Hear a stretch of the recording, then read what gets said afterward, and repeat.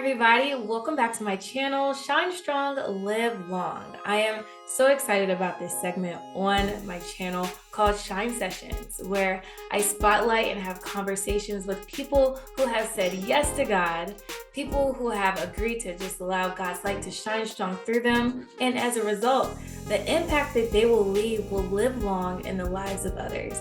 And today, I have a very special guest. Please welcome Miss Eva Swanson. Thanks so much for having me. I'm excited.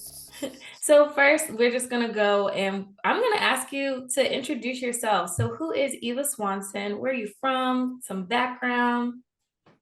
My name is Eva Swanson. I'm originally from State College, Pennsylvania, and I currently live in Washington, DC. I love, living life with, friends in DC area, involved in my church, and I love running. I love working on music and just having a good time with friends. I feel like that's kind of makes up what I do day to day. And that's important too, because you mentioned friends twice. So I assume I did. having people and family and community around you is important. And that's great. First of all, you said running. So like on average, how far, like how long do you run? It's like miles daily? Yeah, I run less in the winter because I don't like running in cold weather, but once it gets warmer again, it'll be more regular. I do also like lifting, so I lift with a couple of my friends more regularly now. But with running, I'll go for like 4 miles at the park, a few times a week. Impressive. Great. Some nice outside time.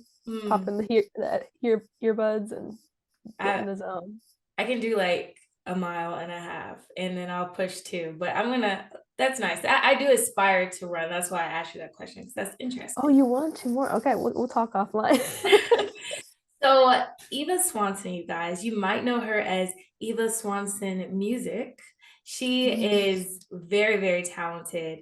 And so I just want to know, well, you can tell all of us, how did you get started in music? Yeah, so I've always been in music in terms of band and choir, and I took piano lessons. My mom is very musical, so it was kind of something that was an automatic that would happen for us. She really wanted to instill that into my sister and I, and so just having that early exposure made it so that music was just always in my life and pretty essential part of it. And so then I think out of all of that though, choir is the thing that I was in the longest and most consistently. I did it all the way through grad school, and so that's just like in general music. But then it wasn't until like towards the end of that where I decided to start to make music, because that wasn't even something I thought about doing until just asked further about like what my dream job was. And I always kind of like, my dream job is to be a music producer, but I didn't really take it seriously, and no one else really did either. And so it's just interesting whenever someone does take you seriously, and then you're like, oh, you can actually just start learning this stuff. And that's kind of what happened with my choir director in grad school, where he just did a workshop with his students to help them evaluate what their dreams are and like what just dream jobs and what it would take to get there. And I think it just popped a light bulb for me, like turned a light on of just start learning it. You don't have to have studied music production. Anyway, so just getting those basic things is kind of what set me off. And once I got settled and working in a job and could actually get those things together, that's what got me into that, which got me more into songwriting, which got me into like, oh, I'm an artist. And that might be more of where my passion is, even though I'll still always love to learn about music production. Yeah, so you're okay. So I have a few questions. One, so you and your sister, you both do music, or y'all are interested in music? Is that what Yeah, like she also grew up playing piano, and she played French horn. I played oboe. Oboe. Oh, yeah. I did. Very interesting. I would have never guessed oboe. Never ever. Good time. I'm a band girl. That's what's up. So I can tell that you had years of choir because I was just listening to your latest YouTube video And I was like, her voice is incredible. Like, whoa. So yes, Thank you. and that's honest. You guys, y'all gotta check that out. I'll link it below. But your voice is beautiful. And I'm very surprised that you said you just got into songwriting recently. Yeah, it's Really? it was in 2019 that and it actually it's just so crazy how the timing of it all worked out because it was around 2018 whenever my first song kind of I don't even know if it, I don't even know if I would call it a whole song, but it's just like a melodic concept in words raised in song during prayer, and it just hit me like, oh, you don't have to just talk to God, like you can sing something or and so there were some times where that started to happen, and then literally half a year later was whenever I started to kind of learn, oh yeah, you can just start learning music production, and then it kind of puts together like, oh, there's a song here, and then like you got to learn how to make it come to life with the actual like technology of stuff and what could happen there. But it turned into just becoming a definitely a thing to do in prayer that helped me connect with God. But over time, it also became just something that helps your soul, like whenever you're struggling through something, or like how do I process, and um, definitely equally comforting to me to kind of sit at the piano and just find melodies that I like, and or sit and just write poems that kind of help me declutter my head and understand like what I'm feeling or what's going on. And so both those together make for some songwriting activity. I was watching your Instagram stories. You turned me on to don't I might say his name wrong. Is it Manana? Manana. Manana. Okay. You turned me on. Don't get me I was started like, on Manana. Don't get me started. this guy. He is very good. But I was like, So oh, this good. girl, she got some good taste, let me tell you. So your top three songs. Go. It's funny because one of them is a Manana song. I hope And so. so Great. and basically he's just like there's so many things that I want to embody or just like learn from him as an artist because he's an amazing songwriter. Like some of his songs you just sit there and you're like, how did you think to write that? And then he's a beautiful voice, so I feel like he had to be on my list of a few songs. So there's a song called Electricity that he does that I think is one of my favorites, so definitely recommend listening to that. I feel like I think that's on my playlist now, actually, but I'm just want to it's make it's sure. something else. Yeah. What's okay, so that's number So three or number one? yeah, that's the hard part about this question is I have a playlist of like 400 songs that it's called favorite songs. So it's like I have a hard time picking a few, but if I had to pick a few, I think I have to touch on like there's these really beautiful songs called In Your Atmosphere by John Mayer and Tenerife Sea by Ed Sheeran. So those are kind of that's like one category of songs I like.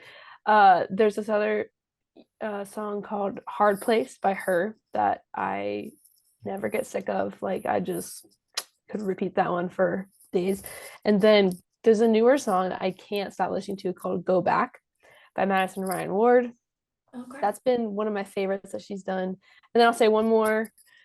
I can't do three, but there's this medley of Phil Wickham songs that he does on his acoustic album, and it's just one of those songs. Again, it just never gets old to me, and it's so gorgeous. And it's a hymn, or it's called Divine Sailing Time Hymn. It's like literally a slash all of those songs because it's a medley, and it's just 10 minutes of pure beauty. So that's what I would say.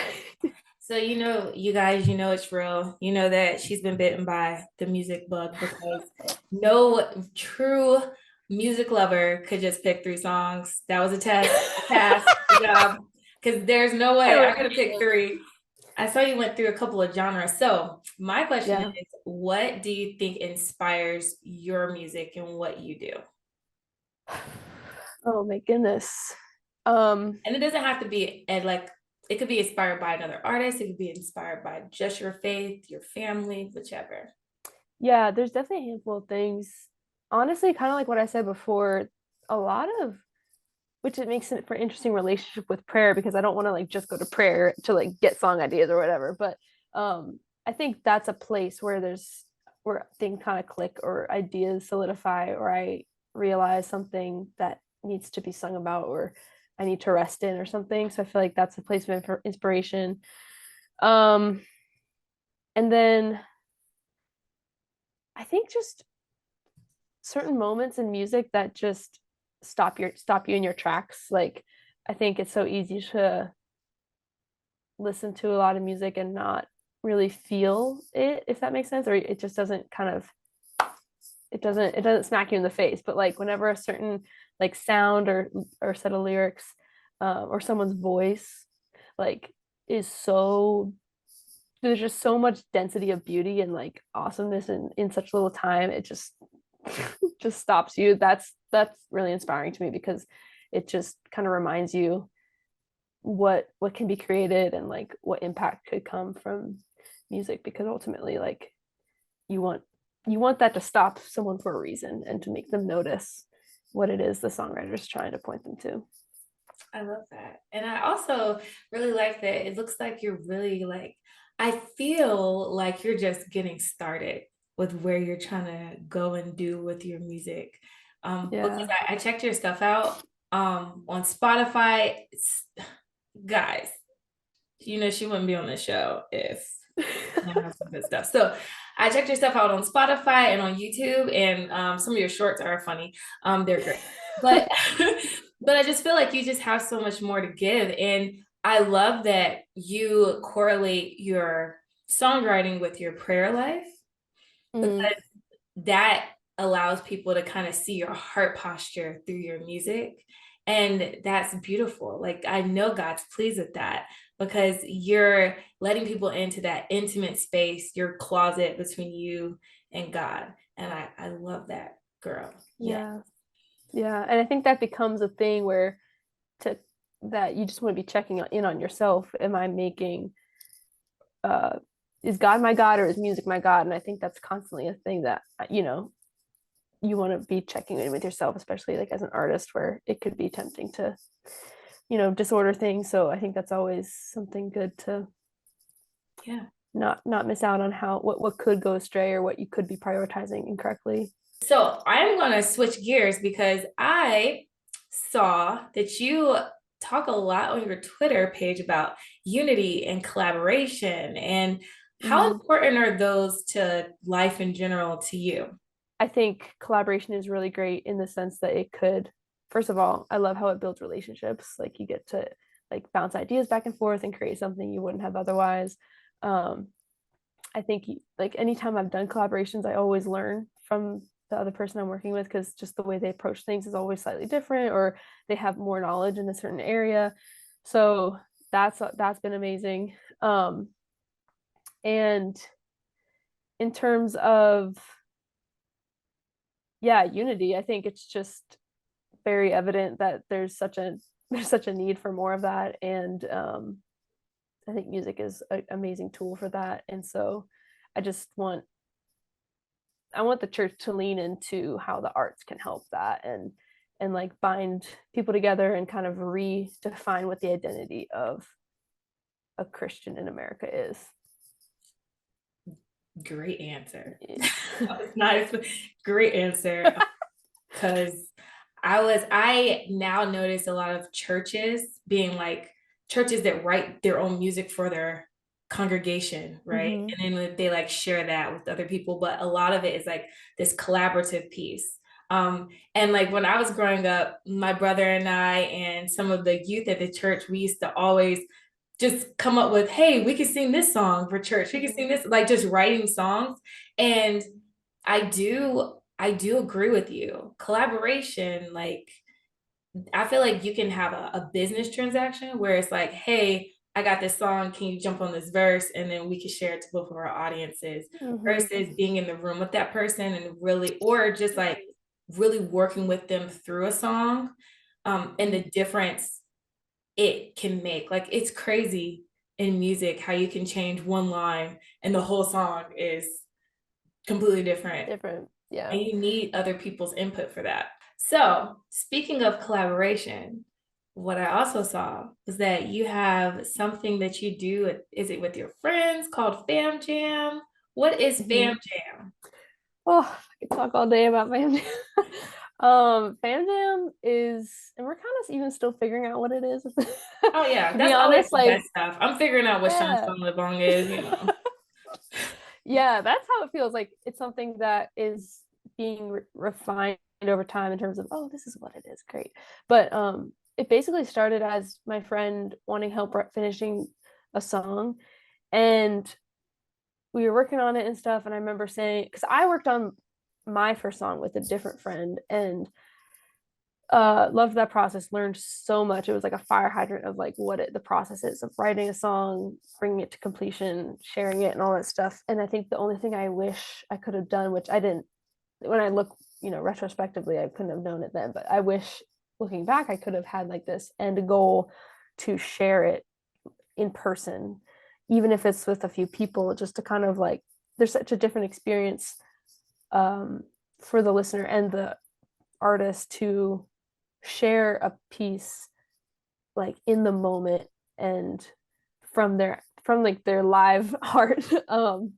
And nothing like, it's so great to, I mean, we're supposed to get songs out there so people can listen to them at any time, but I think there's something really special about like this in-person experience that could happen, and the difficulty for the artist of doing that, because it's not easy, whether it's because of you, like you're developing performance skills, or it's like it's hard to share something you've written and like trust or believe in yourself, like believe that it's good and it's good in what it's supposed to be. um it's hard to share something like vulnerable, or just something so like close to your heart. So there's so many reasons I think artists can benefit from doing that, and just like putting on their brave pants and like doing the thing. And so basically I said you should make a goal to just share it, even if it's for a couple people in the living room. When it's done, I was like, I'll sing something too, so you're not doing it alone. And I was like, oh yeah, my roommate does poetry, she can do something. And it's just turned into this, oh, we could just have a night where a few people share stuff. How cool would that be? And then he and I got rolling on this concept of like an art night, and that's kind of the word we used at the beginning before it was called FamJam. um and so, and he has a lot of like, he's more business minded, um and so he has a lot of perspective in like the, just with that kind of stuff that I didn't really have when it comes to, because he's worked in like startups and stuff, so he just knows kind of more about how to get things start put together. And I'm kind of thinking more from like an artistic side of things. And so we were able to get things going. And then one time we were talking about it, and like my roommate walked by and she was like intrigued, and uh she had a knack for like making the environment look, or making rooms and places look really good. So She's the one who uh, does the clouds. she did the clouds. Oh my gosh. She She's needs to like come and do my house. Can she come do she, my room? she would, if she had time, like she would love to. She's such a, it's, that's what's so cool about it, is we each kind of have our own different zones of stuff we do and know about. And she has such an eye and like creative mind for creating, like she's, her role is literally the vibe coordinator. Oh So my God. That is the she, coolest job title it's a cool, ever. she enjoys that job for sure, and I enjoy seeing her, like her ideas come to life, and she has such cool ideas. um and so eventually it just kind of, we've had 3 events so far, and we're going to have 4 this coming year. And it's just been essentially, yeah, an art night, like, but we don't want it to be limited to just music. We want it to be really anything that you can make can be shared about. So like it could be someone's podcast, it could be someone's YouTube channel, it could be someone's like book they're writing, or cupcake recipe. It's just anything, and just not only showing it, but like giving the behind the artist perspective on like, why did you like, of all things you could have invested into learning and doing, why this, and like how did you figure it out and learn more, and like what are you struggling with? Like there's just so many questions that people want to hear from the artist. Like whenever you go to a big concert, you're enjoying the music, but you're not getting to have like a conversation with that artist. So it's so cool to be able to go somewhere where you see all this cool stuff happening locally, and then you also get to hear answers of those types of questions. And so we just, the more it developed and this idea came together, the more and more it just feels like it addresses so many like problems with the world that we all care about, and like can like we're just sometimes in life and stuff, and we're like, oh, FamJam, like FamJam helps with that. Like and so it's just cool how we can team up and create a space for artists to stretch themselves, for people locally to see what's actually around them, because they don't just have to go to like and know about people far away. You know, there's stuff right around you, especially in this internet world. It's like so easy to, as I'm working on music, it's so easy to just connect, oh, this person's going to produce for me and they live in like California, and Yeah. meanwhile I'm like, but who's here though? Yeah. So getting more those dots connected. That's cool. So Fam Jam sounds like a cool art night slash open mic setting that's super vibey, that people Mm-hmm. can just share what they're working on, what no matter what type Yeah. of art form it is, whatever they create. And it sounds like you're able to build a type of community in your area Mm-hmm. where people can know who to be that point person for different things. Sounds like a Yeah. really nice networking event. I'm gonna try to. Yeah, you should come. Like, I and agree. it helps people know that they are. I feel like that's the other thing I wanted to do, is help people know everyone's creative. Like people Yeah, kind of sometimes are like, oh, I don't have a creative bone in my body. It's like that's false. So yeah. it just might not look like this person's type of creativity, but you are creative. I want to know about your faith journey. So, were you always a Christian? Was faith always like something that fueled your creativity and what you want to do? That's a good, yeah, that's a good question. Um I grew up going to a Methodist church, so I feel like I got a lot of teachings and awareness of certain aspects of the Bible, and um would go to church, but I also think there's levels of knowledge I I didn't have, in terms of like I couldn't have really told you who St. Paul was, like, or I went, it's funny, I went to a St. Paul's church, but like I couldn't probably I told you those types of things. Um just to kind of like give an example of where I was. But I basically remember there being a time in high school I was at a camp and like heard someone's story about their difficulty in forgiving somebody, and it really spoke to me. And just I realized like the hardness you have to not forgive another person is keeping a wall between you and God. And there was something about that the spirit like clarified for me what was happening in my heart and the distance I was putting between him and me. So definitely around that time, I I wanted, there seemed to have been a part of me that wanted to know God more and wanted to have our relationship be good. And then it was in college I wanted to be a part of some, I had a couple friends from high school that were going to do a group called Navigators. It's a campus ministry, and I just remember like wanting to do something related to God. Like I didn't know what that was going to be yet, but with them doing that, I was like, oh yeah, I'll do that too. So I got involved with that, and in the first semester, I was in a Bible study that studied the Book of Mark, and I had never read it like start to finish before, and there were just a lot of parts that I um was being exposed to who Jesus was, and I was like, oh wow, like, and why are pigs like running off the mountain? Right. Yeah, that seems to always stand out to me as like one of the things I just was so confused about. And in the moment I didn't understand why, and then you study and just ask questions. And so college was a lot of me asking so many questions and being like, do I really believe this Bible? Do I know this Bible enough to stand on it and like say stamp but I stand on this. So it was a big journey of that, and because I wasn't there. And then that's really what developed my relationship with Jesus, and getting to know who he really is and who he says he is. And then like just continuing to learn that more and more, and what that means as for us today, and how our faith like carries out in our lives. And so that's just been my journey since then. Yeah. That's that's a good journey. I love to hear other people's journeys. I ask that question often Yeah. because everybody has a different faith journey. And it helps to make them who they are right now, you know, and Mm-hmm. then that journey continues. And I just love how God makes those stories with Yeah. other people.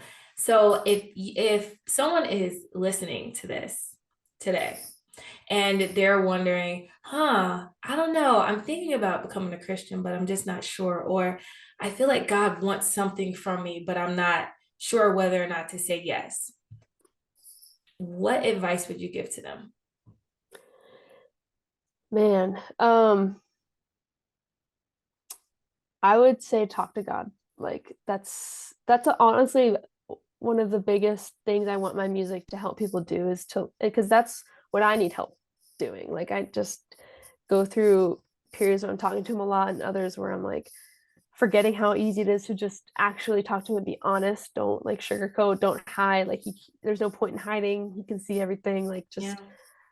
just oh, be truthful to him. And I think I would just say to talk to him because like you can ask him questions and then you can see what he will do with that, and you can ask for help, and you can tell him what you really think and like what you are frustrated by or what you're doubting. Like he's not gonna freak out at that. He can handle it. I think there's just understanding his character is above ours and like so perfect, and you don't have to like come across any certain type of way. Just say what you really think to him and let him guide you.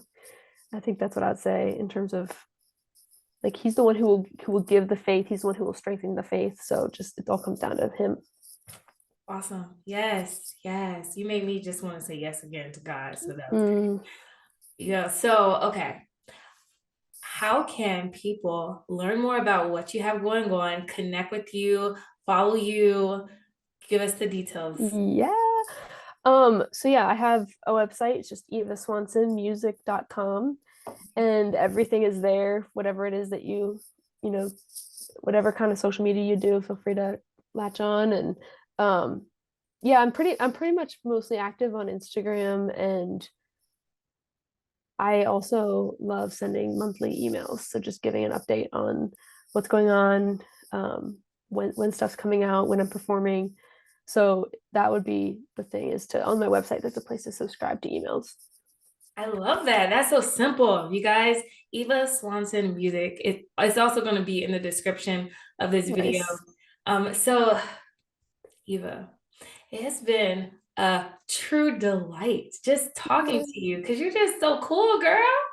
I can't wait to Yeah. meet you in person. I told my Yeah. friend Dwayne that we're both Hmm. gonna try and go to FamJam. So, You gotta. but thank you so much for being on the show, and I just wish you the absolute best, and I can't wait to hear your new music. Thank you. Yeah, I'm excited. Excited to make more stuff, and thank you for having me on the show. It was really fun.